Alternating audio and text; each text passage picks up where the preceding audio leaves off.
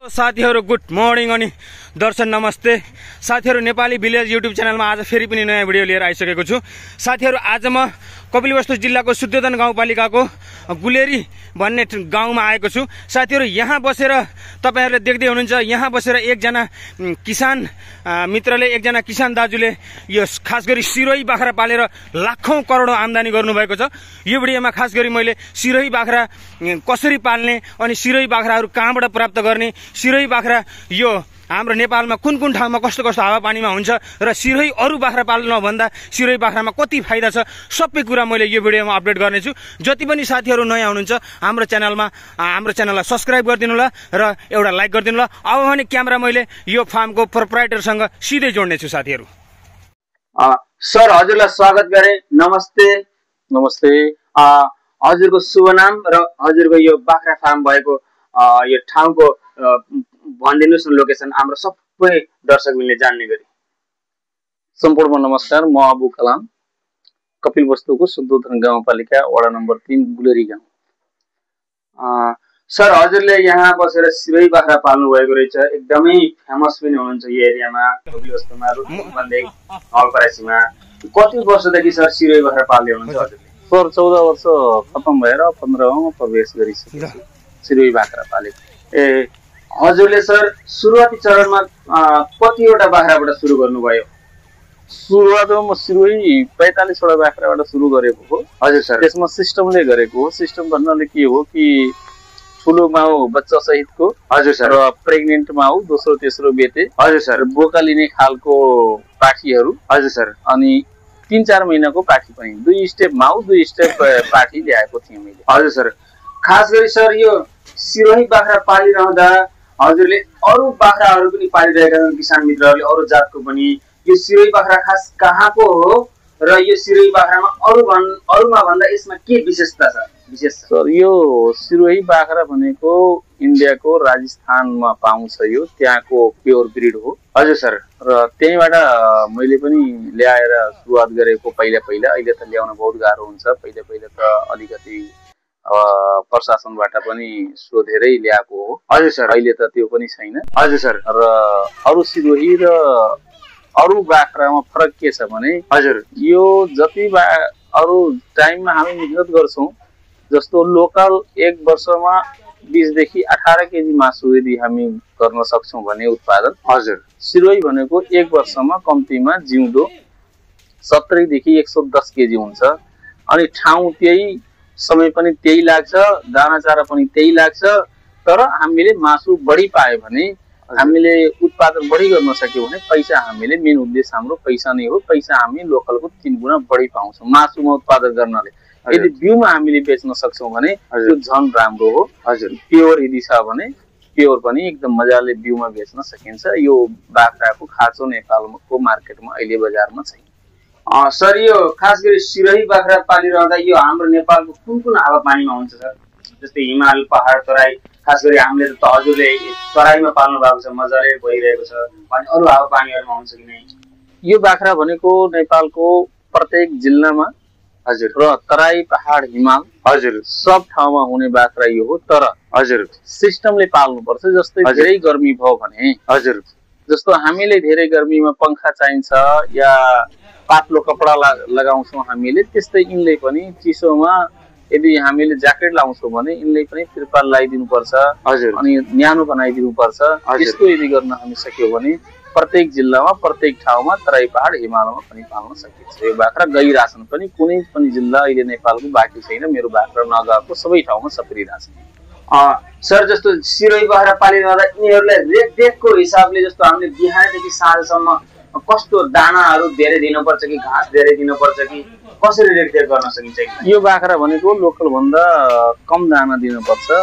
र लोकलमा त यो घाँस खाँदैन, वो घाँस खाँदैन। यो बाख्रा भनेको गहुँको भुस, भैँसी जस्तो दिन सक्नुहुन्छ भने त्यो खान्छ, घाँस दिन सक्नुहुन्छ भने त्यो खान्छ। हजुर। दानामा मकै छ, गहुँ छ, अनि तपाईँको यो बाजरा छ, हजुर, भटमास छ। के छ तपाईँसित एउटा अलिकति चाहिन्छ, धेरै त्यो चाहिने कुरो होइन। सामान पनि त्यो दिन पर्दैन धेरै दानाको रूपमा। हजुर सर। घाँस यदि छ भने पेटभरि त्यही दिन पर्दैन। जे पनि खान्छन्। सर जस्तै यो सिरोही जातको बाख्रामा रोगहरू बिमारीहरू कतिको आउँदो रहेछ सर? सर जस्तै यो सिरोही बाख्रामा रोगहरू बिमारीहरू कतिको आउँदो रहेछ सर? अनि यिनीहरूलाई त्यस्तो सुईहरू इन्जेक्सन के लगाउनु पर्छ सर यिनीहरूलाई? अब यस्तो छ सर, लोकल भन्दा अरू बाख्रा भन्दा लोकल किन नहोस्, जुनसुकै बाख्रा भन्दा हजुर बढी यिनमा रोगसित लड्ने क्षमता धेरै हुन्छ। हजुर यसमा प्राय रोग लाग्दैन। हजुर अनि यो बाख्रा भनेको जहाँ पनि पालेर जस्तो पनि हावापानीमा पालेर सकिने बाख्रा हो। हजुर र यसमा प्राय जब रोगै लाग्दैन भने हजुर औषधि र इन्जेक्सनको धेरै आवश्यकता हुँदैन। यदि आवश्यकता पर्यो भने हजुर इन केस भाइरल इन्फेक्सन आयो भने, छेरौटी भयो, रुगाखोकी भयो भने, अनि यो सिगान फेक्ने भयो भने, हजुर मैले अहिलेसम्म युज गरिरहेको छु मान्छेको फार्मेसीमा पाउने मान्छेको औषधि मोनोसेप भन्ने। हजुर त्यो चाहिँ छेरौटेमा काम गर्छ, रुगाखोकीमा काम गर्छ, सिगान फेक्नमा काम गर्छ। उसको शरीरमा जे पनि कमी कमजोरी हुन्छ उसले पूरा गर्छ। त्यसैबाट अहिले मैले साधु पाएको छु मोनोसेप, सेफ्टी जोन भन्ने। हजुर सर यो संख्यात्मक रूपमा मैले धेरै बाख्रा देखिरहेको छु अहिले। बाख्रा माउहरू, पाठापाठीहरू, ठुल्ठुलो बकेहरू पनि छन्। सबै गरेर अहिले हजुरको फार्ममा कतिवटा छन् सर? अहिले योभन्दा पहिला त मेरो 150 लगभग थिए। हजुर सर। अहिले केही कम भएको छन्। हजुर सर। अनि लगभग 120 वटा अझै पनि छन्। हजुर सर। अनि उत्पादन पनि भइरहेछन्। अब हेर्नुस् यही साना बच्चाहरू अहिले पनि छन्। हजुर सर। अब यो सानो बच्चा जति ठुलो हुन्छन् तबसम्म त्यो ठुलोहरू बिक्री भइरहन्छ। हजुर सर। फेरि अर्को जन्मिरहन्छन्। त्यस्तै हो, बढी बच्चा पायो भने धेरै हुन्छ, थोरै बच्चा पायो भने बिक्री हुँदै जान्छ, फेरि झेप्पै बढिहाल्छ। हजुर सर। जस्तै सर यो सिरोही जातको बाख्रा खास गरी हामीले मासुको लागि पालियो भने, खसी र बोकाको टार्गेट गरेर पालियो भने यिनीहरूको राम्रो रेखदेख भयो भने कतिसम्म हाइएस्ट किलोमा निकाल्न सकिन्छ यिनीहरूको मासु? अब मासु त मलाई थाहा छैन, धेरै साथीहरूले मासुको लागि यसमा काम कमै गर्नुहुन्छ। हजुर सर। तर 260 केजीसम्म यो बाख्रा हुने हो। हजुर सर। अब मेरो फार्ममा त 190 केजी भएको हो, किनभने मेरो फार्ममा त धेरै खानपिन हुँदैन। तर अरू जिल्लामा लगभग 200 भन्दा माथि बनाइसक्नु भएको छ साथीहरूले मेरै फार्मबाट लगेका। हजुर सर। जस्तै अहिले हाम्रो हजुरले नेपालमै बसेर यसरी सिरोही बाख्रा पालेर एकदमै राम्रो आम्दानी गर्नुभएको छ। खसी बोका पनि बेच्नु भएको छ, पाठापाठी माउहरू पनि बेच्नु भएको छ। जस्तै हाम्रो देशको युवाहरू एकदमै विदेशतिर जाने लहरको छ। अनि उहाँ युवाहरूलाई के भन्न चाहनुहुन्छ हजुरले? जस्तै नेपालमै बसेर केही गर्न सकिन्छ, उहाँहरूलाई के सन्देश दिन चाहनुहुन्छ? सम्पूर्ण हाम्रा भाइहरूलाई, युवा साथीहरूले मैले के भन्न चाहन्छु भने, हजुर जो शर्मा हामीले विदेशमा गएर 12 घण्टा 16 घण्टा खटेर काम गर्छौँ, त्यो भन्दा आधा काम यदि खटेर आफ्नो घरमा गर्नुहुन्छ भने हजुर त्यहाँभन्दा धेरै हामीले कमाउन सक्छौँ। र त्यो लगानी जुन हामीले एजेन्ट मार्फत जान्छौँ, एजेन्टलाई दिन्छौँ, त्यही लगानी तपाईँ लगाउनुहोस् बाख्रा, सिरोही बाख्रामा। तपाईँको लगानी तपाईँकै आँखा अगाडि हुन्छ। हजुर। र विदेश भन्दा लगभग 2 गुणा बढी यहाँ तपाईँको घरमा हुन सक्छ त्यही लगानीले। कसैले 2 लाख दिएर जान्छ, कोही 4 लाख दिएर जान्छ, कोही 5 लाख दिएर जान्छ। यस्तो काम गर्नु जो तपाईँको लगानी तपाईँको आँखा अगाडि। जस्तो बाख्रा तपाईँ किनेर ल्याउनुहुन्छ भने तपाईँको लगानी त लाग्यो, तर तपाईँको बाख्रा तपाईँसितै छ। हजुर सर। अरूले त दिन परेन। हजुर। अरूले तपाईँ दिनुहुन्छ भने त्यहाँ जानुहुन्छ, त्यहाँ काम कस्तो छ, मेडिकल राम्रो भयो कि भएन, त्यहाँ काम राम्रो भएन भने, अब त्यहाँका काम यदि राम्रो छैन भने फेरि तपाईँले फर्केर आउनुपर्छ। जुन तपाईँको हातबाट अरूलाई दिनुहुन्छ भने त्यो पैसा त फिर्ता आउँदैन। हजुर। त्यसको लागि त मान्छे अब कमजोर हुन्छ। हजुर। अब यो काम गर्नुहुन्छ भने तपाईँको लगानी तपाईँकै घरमा हुन्छ।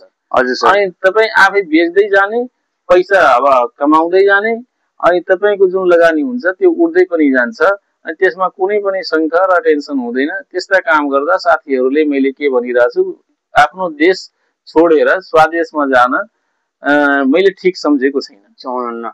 सर अहिले हजुरको फार्ममा नयाँ किसान मित्रले र कोही पुरानो किसान मित्रले र कोही अझै बाख्रा, सिरोही बाख्रा पाल्छु भन्नेहरूको लागि हजुरले यो फार्मबाट अहिले के सेवा दिनुभएको छ? बेच्नको लागि के राख्नु भएको छ सर? अब यस्तो छ, मेरो फार्ममा पाठा, पाठी, माउ, अनि दोस्रो तेस्रो बेते प्रेग्नेन्ट माउहरू, बच्चा सहितको माउहरू, पाठीहरू, प्रेग्नेन्ट भएको या बोका लिने तयारी अवस्थामा भएको यो त्यो भन्दा सानो पाठाहरू सब पाउनुहुन्छ र नेपालको लगभग प्रत्येक जिल्लामा लगभग 80% साथीहरूले मबाट भिडियो कल गरेर फोनकै मार्फत मैले काम पठाइदिन्छु बाख्राहरू। बाख्राहरू पठाउँदाखेरि व्यवस्थापन हामीले गर्ने हो, मैले गर्छु र भाडा उहाँहरूको लाग्छ। उहाँहरूको फाइदा के हुन्छ, भिडियो कल गरेर हेर्न सक्नुहुन्छ, पैसा हालिदिनुहुन्छ, त्यसपछि उहाँको टाइम बच्छ, मैले यहाँबाट पठाइदिन्छु। उहाँहरू दुगुर्न परेन, आफ्नो सामान आफ्नै घरमा बसी बसी पाइसक्नुहुन्छ। यहाँनिर मैले एउटा कुरा जोड्न चाहे, जति पनि हाम्रो भ्युअर्सबाट हुनुहुन्छ, दर्शकबिनबाट हुनुहुन्छ, हाम्रो मित्रहरू, साथीहरू, किसान मित्रहरू, तपाईहरुलाई खास गरी सिरोही बाख्रा पाल्ने सोच गर्दै हुनुहुन्छ भने यहाँबाट यो फार्मबाट माउहरू, बोकाहरू अनि सानो पाठापाठीहरू हजुरहरूलाई जस्तो चाहिएको छ हजुरले अल नेपालबाट प्राप्त गर्न सक्नुहुन्छ। हजुरहरूले यहाँ फोन गरेर सोधेर रेटहरू मिल्यो भने आफूसी समझदारीमा हजुर घरमै बसेर घरमै डेलिभरी यहाँबाट यो फार्मको प्रोप्राइटरजीले गरिदिनुहुन्छ। त मैले यो फार्मको ओनरजीको मैले नम्बर भिडियोको अन्तिममा राख्नेछु। सबैजनाले जसलाई पनि चाहिन्छ हजुरहरूले आफूले फोन गरेर लिएर जान सक्नुहुन्छ। एकैछिन है सर, हुन्छ। अनि सम्पूर्ण साथीहरूले मैले के भन्न चाहन्छु, मैले एउटा साथीहरूले के कहिलेकाहीँ सुन्छु, यो बाख्रा भनेको धेरै महँगो हो। हजुर, यो बाख्रा भनेको महँगो होइन।